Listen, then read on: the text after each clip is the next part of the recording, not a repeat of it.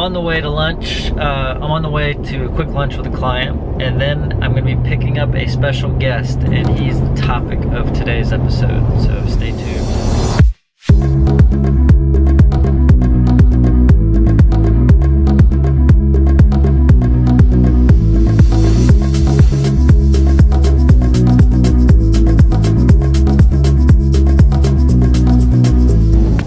So Huck isn't actually the topic for today's video, but the vet where he stayed is, because I dropped him off on Friday. We were going out of town, a little family outing, and we weren't gonna take the dog with us, so last minute thing, we decided to board him at the vet. Now this is a great vet. We love this vet. They've won like People's Choice Award for best vet in the county several times in a row. And they take really good care of him. But when I went on Friday, they were super backed up, and I was waiting and waiting and waiting and waiting, and all I really needed to do was drop my dog off for the kennel. It's not like he was getting shots. It's not like we were making any big decisions. It was just like I just needed to drop him off because we already knew everything that was gonna happen.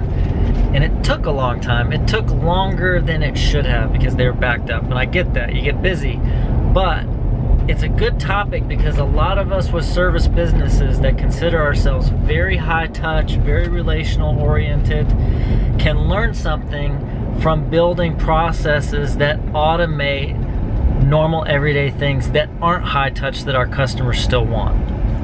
So this topic of automating what are normally high touch services, or things that people do face-to-face kind of things, came up last week in a lunch I was having with a client, and he was talking about walking through his reservations department, and he was noticing how long it took them to process one reservation. So he contacted the software company for the primary package they use, and he's like, this takes 5 minutes. We got to get it down to like 20 seconds.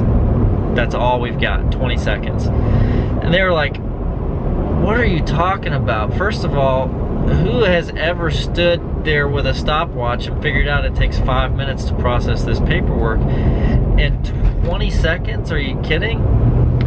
But that was several years ago, and they've gotten it down, and now he has so much excess capacity with the people that he already has on staff that he can grow without adding any overhead whatsoever.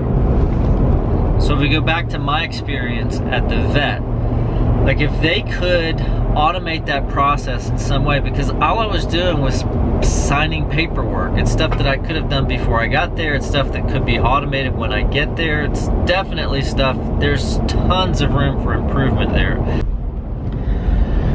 Here's how powerful this kind of stuff is. As I'm sitting there watching what's unfolding in front of me, the first gut reaction is they need more help. They need more people at this front desk. Well, each one of those positions has got to be, when it's fully loaded with benefits and workman's comp and all of the other ancillary stuff that happens, it's a $60,000 a year position all day long. So you're going, well, they just need to add more help. Well, that's easy to say when you bite it off in $60,000 chunks. I'm not having to pay for it.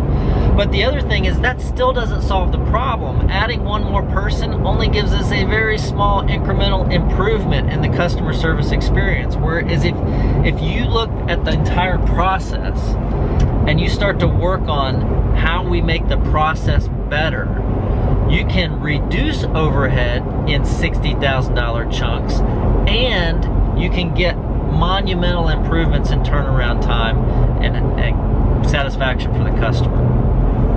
But the problem is the veterinarian probably considers those contacts with customers at the front desk when people are coming and when they're going to be very high touch, very relational, which probably about half the time they are, but the other half of the time, maybe 60, maybe even 70% of the time, they don't need to be high touch. They just need to be in and out as quickly as possible. And that's what the customer values.